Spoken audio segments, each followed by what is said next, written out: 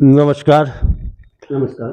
देवभूमि पर्वतीय महासभा को लेकर के पिछले लंबे अरसे से विवाद चला आ रहा है। इधर प्रशासन ने देवभूमि पर्वतीय महासभा के विवाद को देखते हुए इसकी चुनावी प्रक्रिया अपने हाथ में ली है और नायब तहसीलदार को चुनाव अधिकारी मनोनीत किया है। इस चुनावी प्रक्रिया के बीच सदस्यों की सूची को लेकर के फिर एक बार विवाद की स्थिति सामने आ रही है।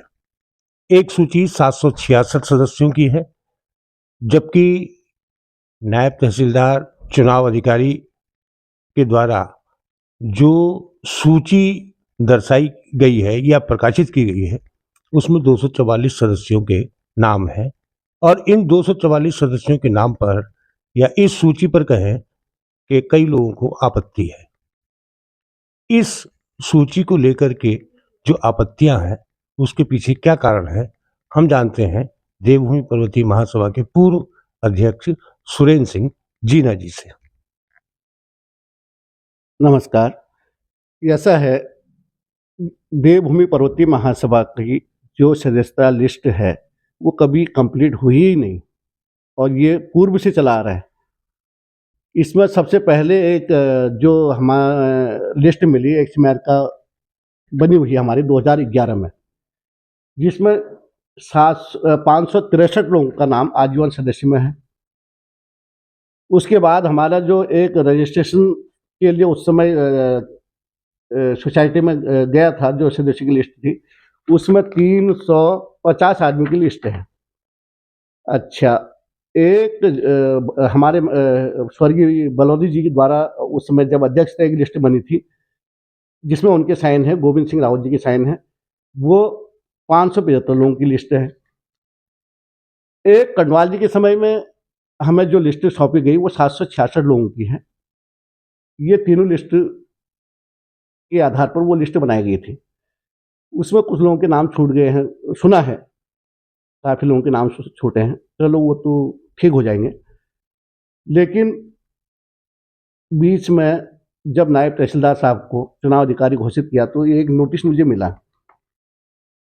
मुझे ये बोला गया कि भाई आप 5/3/2014 से 6/3/2019 तक की एक लिस्ट बनाकर हमें जल्दी से जल्दी सौंपें, जिसमें पिताजी का नाम होना चाहिए, आधार कार्ड नंबर होना चाहिए, मोबाइल नंबर होना चाहिए, पता होना चाहिए।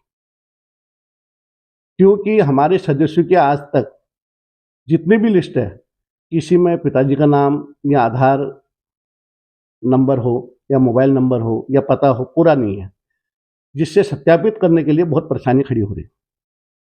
तो मैं इस काम पे लगा, करीब 2 ढाई महीने इस पे काम करने के बाद मुझे पता लगा करीब 120 से 30 सदस्य हमारे बीच अब नहीं रहे। कुछ लोग बाहर बस गए हैं और करीब 150 सदस्य ऐसे हैं जिनको आज भी हम पहचानते नहीं हैं। वो अनजाने में 500 की रसीद कटा ली और चले गए। तो इन सब की मैंने एक लिस्ट बनाई जिसमें करीब-करीब मैंने उनको लिखा है कि भई 120 लोग अब हमारे बीच नहीं रहे और 466 लोगों का सत्यापन हो चुका है। वो लिस्ट मैंने नायब तहसीलदार साहब को सौंप दी थी। अभी मुझे पता लगा कि एक लिस्ट 244 लोगों की रजिस्ट्रार ऑफिस से नायब तहसीलदार साहब ने मँगाई है।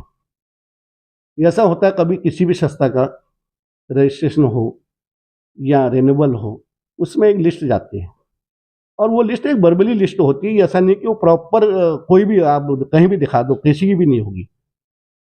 क्योंकि लोगों को काम करने से मतलब होता है, वो सोचते हैं हमारा रजिस्ट्रेशन हो जाए और काम हो जाए और उसमें किसी का स्वार्थ तो होता नहीं, वो तो एक समाज का कार्य है। तो वो काम हमने भी किया। हमने उस समय उस लिस्ट में कुछ पुराने लोगों के नाम आजीवन सदस्यों के, कुछ जो हमारे बैठकों में निरंतर आ रहे हैं, उनके साइन जो है हमारे रजिस्टर पर अंकित है टेलीफ़ोन नंबर के साथ, उनके नाम जोड़ के वहाँ 244 लोगों की दे दी। जिसमें हमारे जो वकील साहब थे, उन्होंने बोला कि न इतना ही काफ़ी है, अब इसी से हो जाता है, ज़्यादा इसमें करने की ज़रूरत नहीं है। हमें नहीं पता था कि आगे विवाद पैदा होगा। हमने वो लिस्ट वहाँ दी थी और वो लिस्ट है 2019-20 की। और जबकि नायब तहसीलदार साहब ने मेरे से जो लिस्ट मांगी थी, वो लिस्ट 5/3/2014 से 6/3/2019 तक की मांगी है। अब विवाद ये है, जो सक्रिय सदस्य या जो बहुत से सदस्य है, उनका नाम उस लिस्ट में नहीं है। मैं प्रशासन से निवेदन करता हूं कि हमारे पास 3 लिस्टें हैं, जो जोड़ के 766 बन रहे हैं। उन लोगों को बिठाया जाए, इसमें बैठक की जाए और सभी लोगों के नाम को धीरे-धीरे चढ़ाया जाए और 766 वाली लिस्ट मान्य हो, जिससे सभी सदस्य खुश रहें और अपना मतदान का प्रयोग कर सकें। तब इसका मतलब ये है कि जो वर्तमान में प्रशासन द्वारा जो 244 सदस्यों की सूची उपलब्ध कराई गई है, आपको इस पर आपत्ति है कि उसके आधार पर चुनाव नहीं कराया जाए? बिल्कुल, वो एक लिस्ट नहीं है, वो जनरल बॉडी का एक नाम जाते हैं, वो 2-300 जाते हैं, किसी भी उसमें इतने लोगों के नहीं जाते। कल को 40,000 आदमी के आप कैसे सौंप देंगे? ये तो एक वर्बली कुछ लोगों के नाम चले जाते हैं, जो याद आ जाते हैं उनके नाम लिखे जाते हैं। लिस्ट तो हमारे पास है ना, 766 लोगों की लिस्ट है, जिसमें से 466 हम सत्यापित कर चुके हैं। इस लिस्ट को मानते क्यों नहीं? और फिर आप उस लिस्ट में भी केवल नाम है। अब इसमें नाम कैसे? लक्ष्मण सिंह बिष्ट 5 लोग हैं और 3 हमारे सदस्य हैं। नायब तहसीलदार साहब, अगर ये 5 लोग आ जाते हैं तो इसमें सदस्य कैसे मानेंगे या किस आधार पर सत्यापित करेंगे? उनका कहना है कि जो आएगा आधार कार्ड लेके हम पहले उसका नाम चढ़ा देंगे। भाई ऐसे कैसे? ये तो समाज है। यहाँ तो आज सभी लोग जागरूक हो गए। वो आज से 3 साल पहले तो कोई आता ही नहीं था मीटिंग में। तो कैसे आप मान लेंगे कि भाई यही आदमी था? हमारे पास जो लिस्ट है, इसमें आधार नंबर है, इसमें पिताजी का नाम है, इसमें कम से कम ये पता है कि भाई वो रहते कहाँ हैं और पुराने लोग सभी जानते हैं। तो इस लिस्ट को मानने में क्या दिक्कत है? ये हमें वो उनको समझाना चाहिए। अच्छा, इसमें मैं एक बात ये पूछना चाह रहा था कि इतने वर्षों से ये महासभा चल रही है, इस बीच नए सदस्य बनाने का अभियान क्यों नहीं चलाया गया कि जो लिस्ट उपलब्ध थी उससे आगे क्यों नहीं बढ़ा गया? इसके पीछे क्या कारण थे? देखिए साहब, जब महासभा बनी थी उस समय करीब-करीब 350 सदस्य हमारे पास थे। उसके बाद समय-समय पर सारे जितने भी हमारे पुराने कार्यकारिणी बनी है, उस समय सदस्य बनाए गए। कुछ लोग ये कहते हैं कि इसमें सदस्य बनने से कोई फ़ायदा नहीं है, 500 रुपये देने से कोई फ़ायदा नहीं है। आज ये हल्ला हो गया, आज लोगों को ये लग रहा है कि भैया इसमें पैसा आ गया, तो इसलिए सभी सदस्य बनना चाहते। नहीं तो हम घर-घर जा रहे थे तब नहीं बन रहे लोग। वो तो ये कहते थे भैया 500 रुपये नहीं है। और ये ऐसे कई लोग हैं जो हमारे सदस्य हैं लेकिन आते नहीं हैं, और ऐसे भी कई लोग हैं जो सदस्य नहीं हैं और बराबर आते हैं। और कुछ हमारे आपसी स्वार्थ भी हैं, इसमें पूर्व में कहो या वर्तमान में कहो, जब भी कहो हमेशा स्वार्थ तो जुड़ा है। हमने जो भी कार्यकारिणी बनी, सबने अपने-अपने लोगों को सदस्य बनाया, सबके लिए सदस्यता नहीं खोली गई। अच्छा, बीच में कुछ जैसे पर्वतीय लोगों के कुछ आंदोलन हुए, मैं किसी आंदोलन का जिक्र तो नहीं करूँगा, लेकिन उन आंदोलनों में जो पर्वतीय लोगों की संख्या होती है अक्सर, वो कहीं बहुत ज़्यादा होती है इन सदस्य संख्या से ज़्यादा। तो क्या ऐसे में ये माना जाए कि देवभूमि पर्वतीय महासभा का सदस्य बनने के बजाय पर्वतीय जो है स्वतंत्र होकर के अपने अधिकारों की लड़ाई लड़ना जानता है? देखिए ऐसा है, ये एक सोसाइटी संस्था है। ये हर समाज में लोग कुछ लोग मिलके मनाते हैं और इसका काम होता है संस्कृति, स्वास्थ्य पे, शिक्षा पे काम करना। राजनीतिक मंच नहीं है।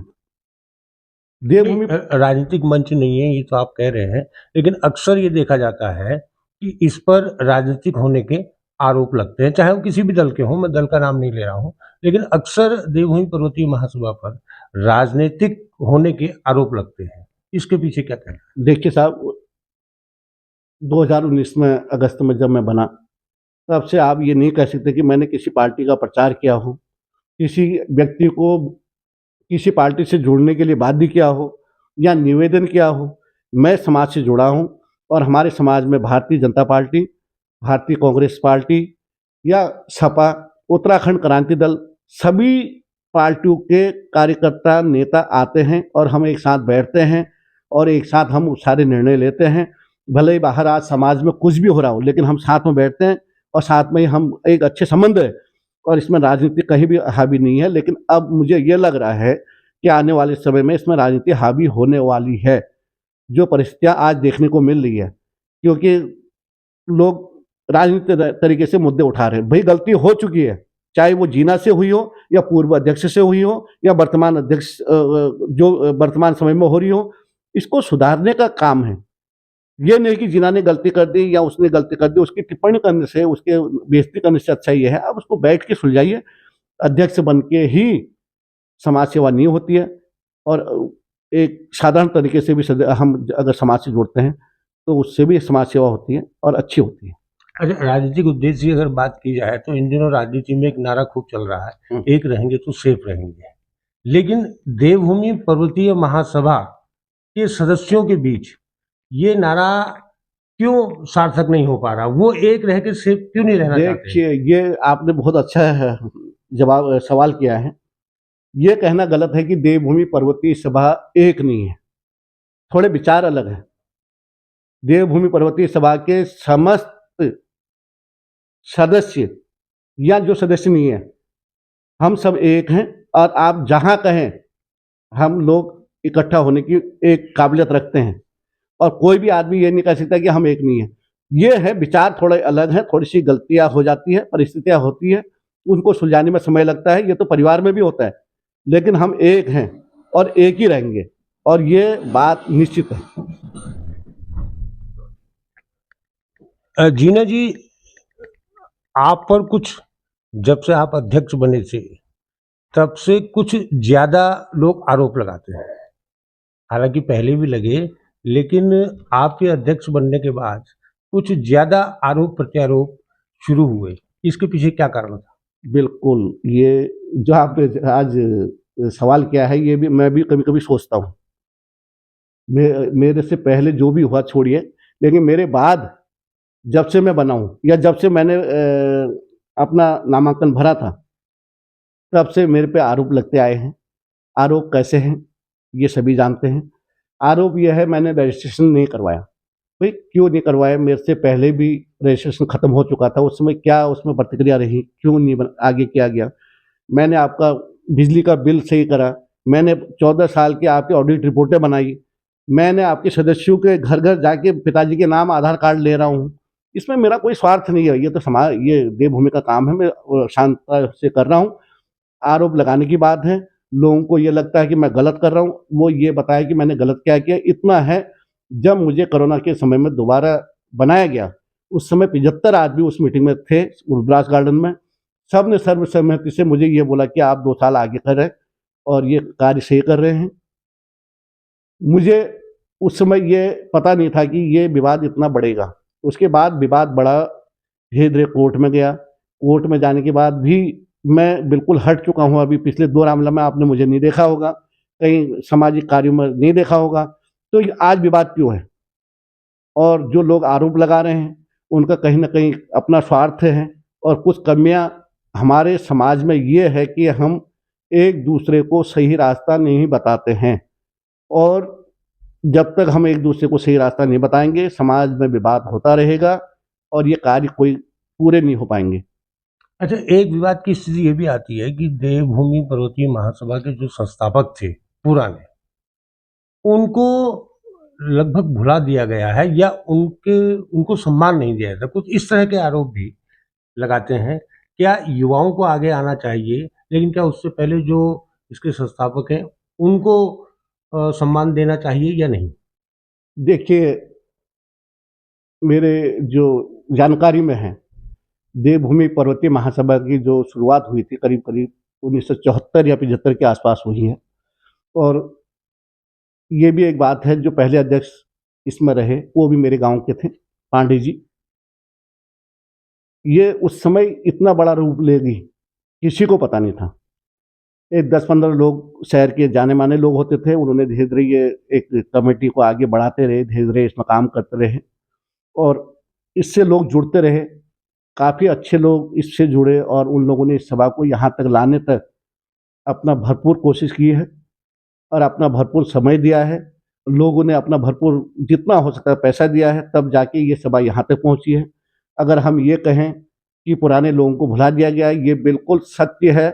आज मुझे खुद ये पता नहीं है कि कौन से सन में कौन अध्यक्ष बने, ये एक सारणी बननी चाहिए।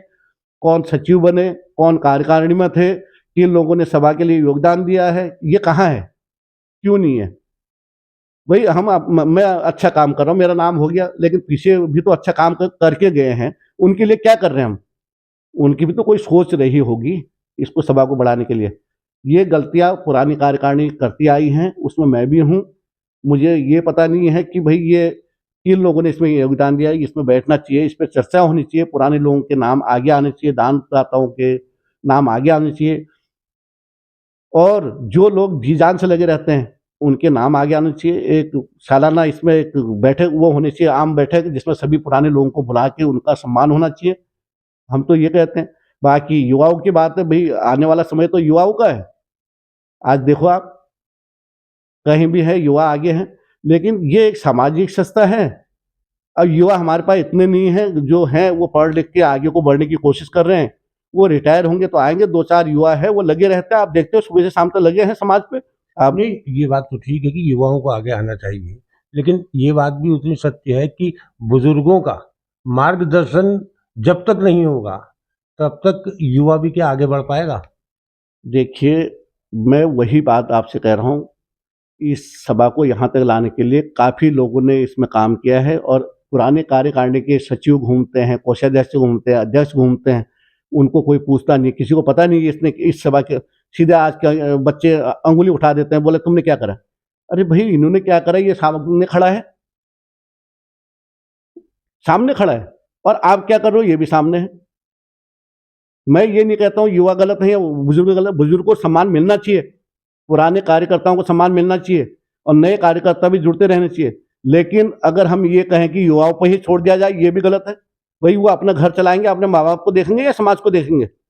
समाज को देखने के लिए वो व्यक्ति उपयुक्त रहता है जो रिटायर हो, जिसके पास काम ना हो, वो समाज में अपना योगदान दे सकता है। अब ये आजकल के बच्चे हैं, जितने बच्चे हैं, ये पढ़ाई करेंगे या नौकरी करेंगे या ये समाज को देखेंगे? हाँ, जो 2-4 बच्चे हैं देख रहे हैं हमारे, वो शुरू से आप भी देखते हो, बहुत बढ़िया देख रहे हैं। काशीपुर में लगभग 40,000 लोगों की संस्था कही जाने वाली देवभूमि पर्वतीय महासभा के विवाद को लेकर के हमारी ये श्रृंखला जारी रहेगी। आज आपने सुना पूर्व अध्यक्ष सुरेंद्र सिंह जीना को। आगे आने वाले एपिसोड में आप फिर किसी और पर्वतीय हस्ती से रूबरू होंगे। नमस्कार।